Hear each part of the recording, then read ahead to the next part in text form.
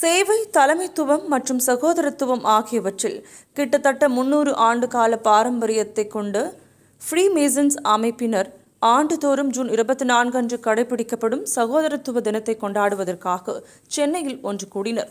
சென்னை எழும்பூர் எத்திராஜ் சாலையில் உள்ள regional grand lodge of southern India வளாகத்தில் நடைபெற்ற இந்நிகழ்ச்சியில் 500க்கும் மேற்பட்ட உறுப்பினர்கள் கலந்து கொண்டனர்.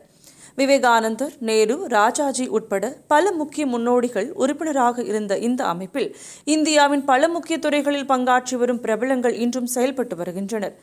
இது தொடர்பாக செய்தியாளர்களிடம் கூறிய ஃப்ரீமேசன்ஸ் அமைப்பின் கிராண்ட் மாஸ்டரும் தேசிய தலைவருமான குத்தா கிருஷ்ணன் செல்வராஜன், ஃப்ரீமேசன்ஸ் அமைப்பின் சிறப்பான வரலாறு மற்றும் நிலைத்திருக்கும் விழுமியங்கள் குறித்து கூறினார்.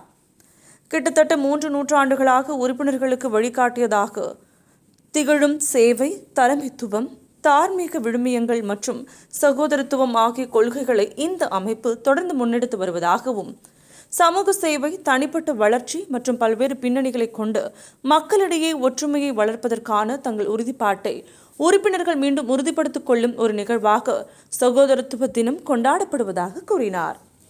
இது ஒரு உலகளாவிய நிறுவனம். சுமார் 150 நாடுகளில் இருக்கிறது.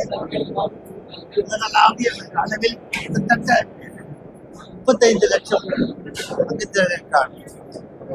இந்தியாவில் 75,000 அங்கத்தினர்கள் இருக்காங்க. இந்த அங்கத்தினுடைய முக்கிய குறிக்கோள் ஒரு மனிதனை நல்ல மனிதனாக ஆக்குவது எப்படி என்பதுதான் குறிக்கோள். அடிப்படை